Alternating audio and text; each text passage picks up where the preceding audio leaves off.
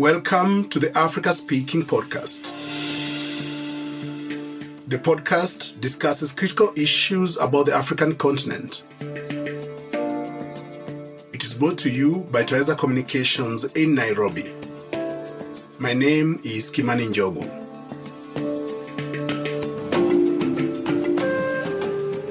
So, welcome to this conversation. Can you tell me briefly about yourself? Asante, Bwana Njogu. So, my name is Ng'ang'a Wahu Muchiri. I work on African literature, written in English, Kiswahili, French, Gikuyu, and I teach at the University of Nebraska in Lincoln. I've been there since 2016. Previously, I was a postdoc at Duke, and I got the chance to work with students and take students to Ghana through the Duke in Ghana program. The point being that my educational and research interests are centered on the African continent, widely described, right, including the diaspora, of course. So where did you go to school? So let's start way back. A small place called Silverback Academy in Gekambura, right up here in Dagoto. Then we moved to Ngong, and I was at Ngong Hills Academy. Then I got the chance to move to Aga Khan Academy, the High Ridge section. And then I had a really good opportunity to spend 2 years in Singapore at a place called the United World College of Southeast Asia. And I did essentially Form 5 and 6 through the IB program. And after that, my education changed into, I suppose, a more non-traditional form, because I did a gap year in Western Kenya at Mudete, Chavakali, if you know those areas. And I was teaching IT and working with high school and primary school students on the sports field. So athletics, football, netball. Then after that, this was in 2004, 2005. In August 2005, I moved to the US for my undergraduate. I did my bachelor's at Lafayette College with our mutual friend, Rex Ahidi. Exactly, yeah. And I was in one of his macroeconomics class. So I started off as a chemical engineer at Lafayette. In third year, chemical engineering and I parted ways for best. So I switched to English and engineering studies. And then post Lafayette, I moved to the University of Miami for my PhD. And then after that, I was at Duke. And now I'm at Nebraska. So from engineering to literature? Yes, from engineering to literature. What attracted you to literature? I'm very interested in this. Yeah, so for me, engineering, broadly defined, and chemical engineering in particular, it was very clear that we were great at producing all these sorts of technologies and manufacturing plants and institutions. You know, we were recycling. But the question of ownership was never quite defined. The question of ownership was skipped over within the engineering classes. And to me, English produced some of the answers towards those questions of ownership. Okay, we've built a wonderful new chemical manufacturing plant. Who does it belong to? To me, that was a fundamental question that, you know, predefined what the plant was going to do, who was going to work there, what we were going to do with the profits, the revenues. And I didn't get the sense that engineering was conscious enough about that question. But English was, right? Very interesting. Very interesting. So hence the switch. I have a friend, Professor Mohammed Abdulaziz, who told me once that one of the ways in which Africa will industrialize is by developing an African language for industrialization. Because you need to give meaning to that which you are creating. Yes. And I think this is precisely the point, that we need to be able to create meaning and over those things that we create. Yes. Which takes me to really the topic of our discussion today. Because it's about meaning. I mean, what, in your view, I've seen that you've done some interesting work on land. Thank you. In literature. What is the meaning of land in Africa if you think about the continent itself? Is it just a source of livelihood, or is it slightly more than that? There are varied, multiple, diverse, complex meanings to land on the African continent. And that disconnect is what has caused a lot of the challenges, a lot of the chaos, if I was to say that, with our approach to development, but also with the colonial experience. The pre-colonial understanding of land on the continent, generally speaking, was land was not a commodity. Land was an all-encompassing being that was alive, that was dynamic, that was changing, that was part and parcel of the community's life, right? The people, the community, and the land could not be separated. Meaning, if you move the people from one part of the country to another, if you box them into the reservations, I'm thinking here of Kenya, of course, right, the 1950s movement into concentration like camps, or South Africa into the Bantustans. If you move the people from the land, you've changed the people. I don't know if I'm making myself clear. Yes. That the land and the people are one and the same. And conversely, if you change the land, if you pollute the land, if you mine gold and not rehabilitate that space, you've also changed the community. You've changed the people. And that complex relationship, if looked at from a Western perspective, which dichotomizes things versus beings, right? That kind of dynamic interrelationship between the ecosystem and the community, it's lost in translation, let me put it that way. Western industrialization looks at land as a resource, as a factor of production, right, as a means of production. And it is that, we farm, we do animal husbandry, we keep bees, we fish, we do all those things, all those economic activities. But in addition to that, there are layers of meaning on which we've mapped onto our lands, from the names, right? Is it Lake Victoria or is it Namlolwe, right? Is it Lake Turkana or is it Lake Rudolph? Is it Lake Albert or is it an indigenous name? These are really important questions. So the naming of our land and the spaces that we occupy suggests a continuity of who we are. So there is no rupture, the connection. I think that in most Africa we believe we come from the land and back to the land too. So the cyclic that we have with the land. But you did say something rather important here also, that it's the dichotomy that comes through the colonial experience that also seems to undermine our development trajectory. Could you elaborate a little bit about that? Yeah, so and actually returning to the point that you made from your colleague about quote-unquote African language of industrialization, I agree, and I would actually add that it's not so much inventing the language, it's using the philosophies that we already have. So the question is, imagine if we were to industrialize from the point of view of Ubuntu. Right? What would that mean? I think that would mean that we connect our railway stations and our road projects with the local indigenous communities that actually live side by side with those spaces. Right? That the fact that Kibera settlement has a railway track that runs through it, that should change positively, right, the lives of those people. And it currently doesn't, right? The railway track takes away from their lives as opposed to adding value to their lives. I think this idea of Ubuntu or Omodo, there are similar ideas across the continent, but if we were to approach industrialization from this, it's a homegrown, it's an indigenous idea of connecting not just human needs, but also what does the ecosystem need from us to keep that cycle of growth and regeneration happening. Very, very interesting. So that, our development is not something that is imposed, but it's a continuum of our lives. And if we're building, roads and the road network, what effect do the roads have on our people and our lives and so on? And I think that, in the case of Kenya, we have, of course, integrated the concept of public participation on all sorts of development agendas. But of course, land also is a spiritual thing. Quite often, there are those sacred, sites that you don't interfere with. Therefore, when you do development and you do these expansive conservancies and so on, what do they do to those sacred spaces which are carriers of history and spirituality and connection with our people and so on. So I completely understand your view here that it's the integrative nature of what we do with communities, right? Yeah, absolutely. And wildlife conservancies, they're an interesting thing, if I were to put it that way. From my point of view, wildlife conservancies approach the human ecosystem relationship from a dichotomy. That you're either conserving, right, preserving and working to make sure that the ecosystem stays pristine, or you're not. The idea that there could be a slightly different way of communities and wildlife or plant life or bird life intermingling, living together, is lost when we take the conservatory approach, the huge kind of wildlife reservations approach. Because then the reservations become this no-go zone where local communities have no input and no benefit, right, from these spaces, as opposed to a slightly different approach where communities had things like totem animals and sacred spaces.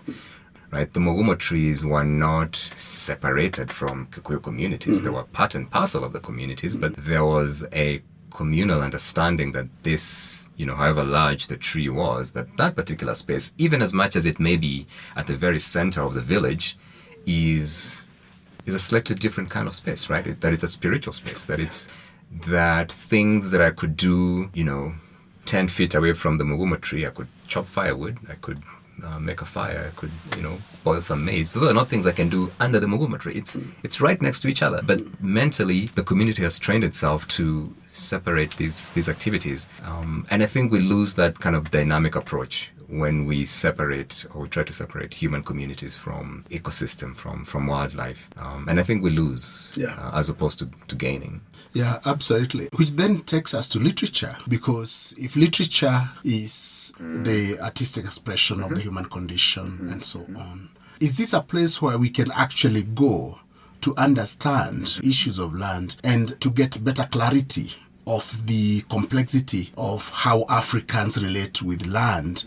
And in your view, how are African writers drawing on land as a resource for their imagination, as a resource for issues that they bring out to raise political, economic, social, cultural concerns from the communities? How is land playing out, in other words, in African literature? Is it a resource is it a place where we could actually go to understand more? And how are writers harvesting this heritage that we have on the continent? I will approach it from a slightly different perspective.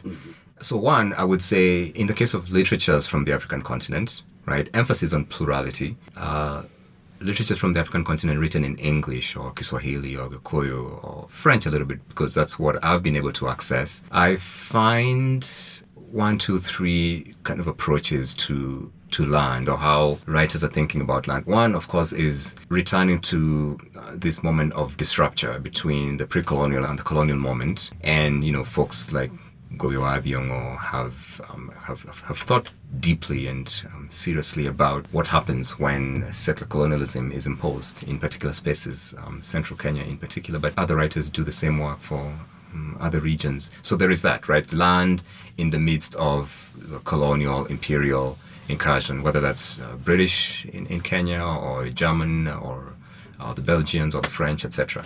So there is that. And then in the immediate post-independence moment, there's this question by African writers of what do we do with the land now that we've gained political independence, right? Now that we can raise our own flags, we can set our own economic, political agendas, what do we do with the land? Ethiopia, gives us a slightly different example, and Tanzania too, right? With this idea of African socialism. And writers pick up on that. So folks like Ibrahim Hussein, writing in Tanzania, they think deeply about what does Ujamaa do to the community's relationship to itself and to its land.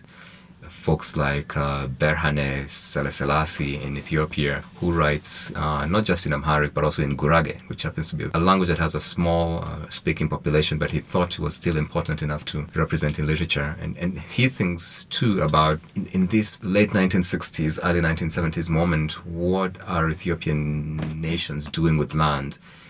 It's towards the end of the Haile Selassie monarchy. It's the beginning of the Darg Mengistu Haile Mariam.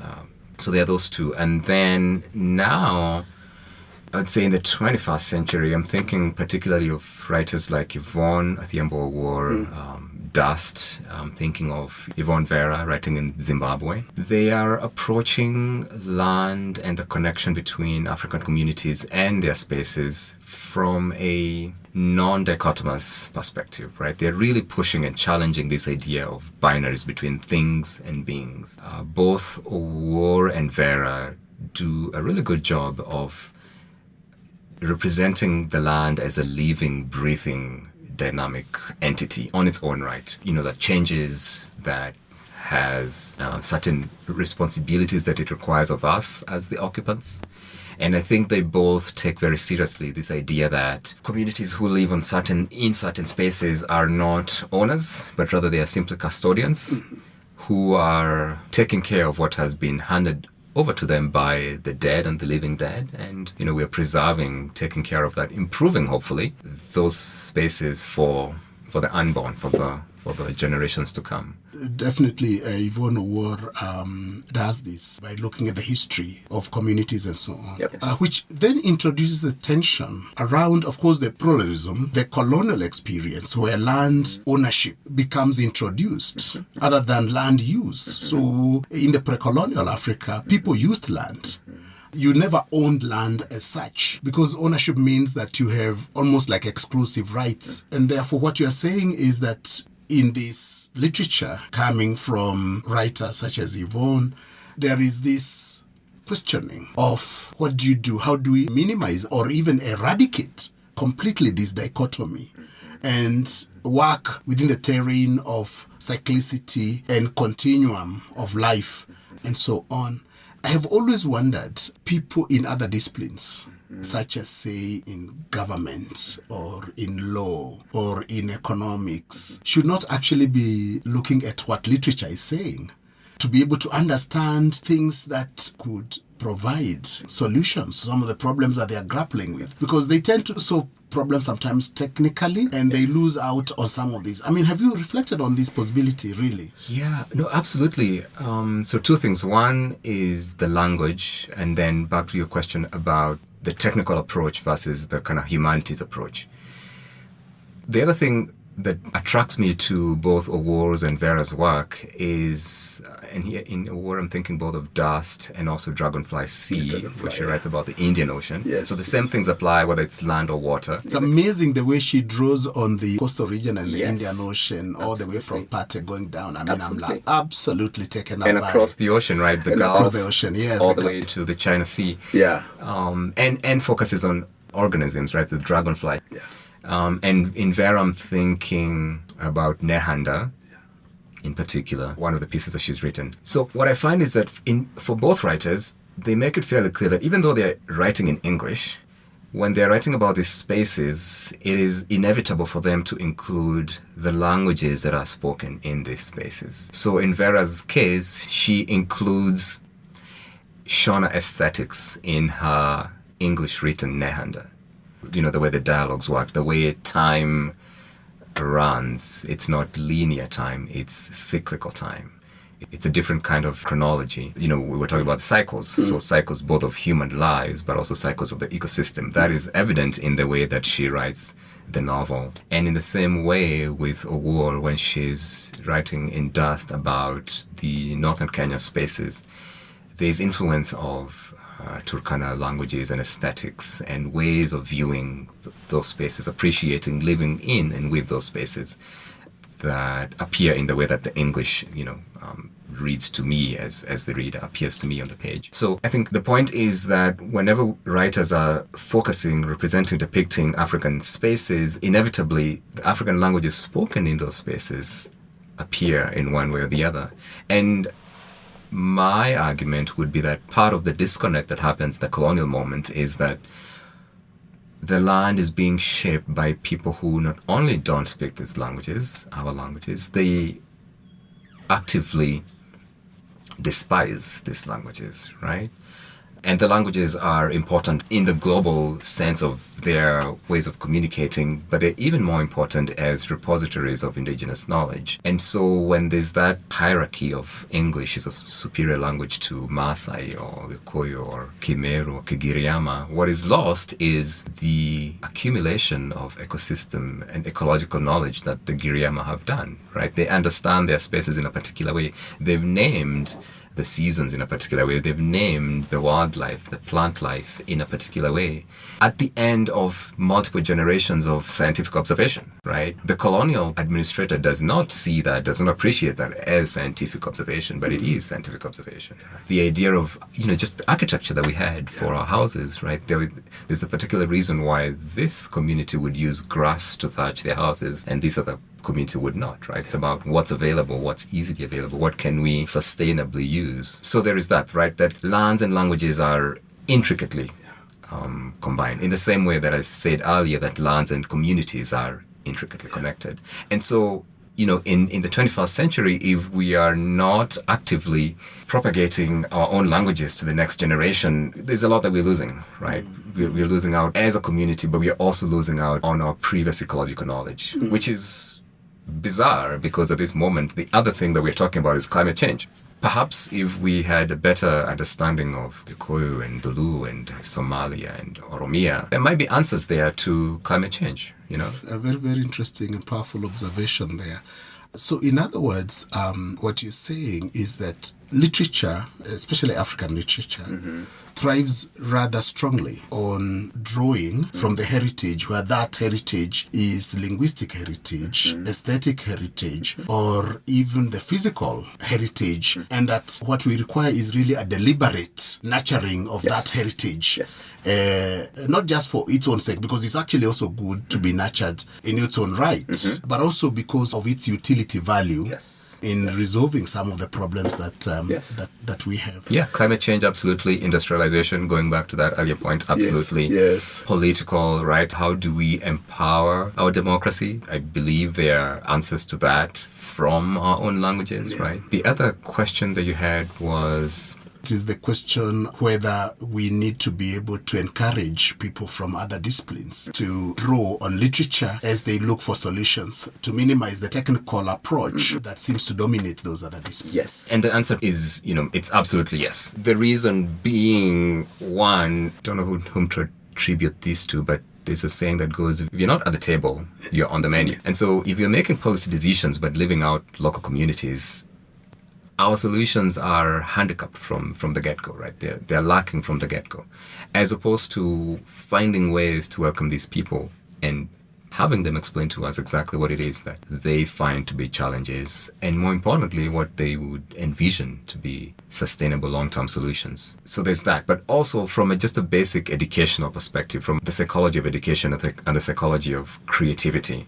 Creativity thrives from diversity, which is why companies, to go off tangent just a little bit, which is why companies that have a diverse board at the very top, Fortune 500, they perform over the long term, they perform way better than companies that have similar looking, similar minded people at the top. So when technocrats have the opportunity to venture into the humanities, that could be literature for sure. It could be music. It could be poetry. It could be drama. They gain from that. For a moment or two, they are able to approach the same challenge, the same engineering challenge, but from a different perspective, right? It's like when you're walking in a maze and you return to your starting point from a different direction and you see the space in a different way. And I think in that re-recognition, things, ideas pop up. I find it quite interesting that in medicine, for example, we know that music is critical for healing.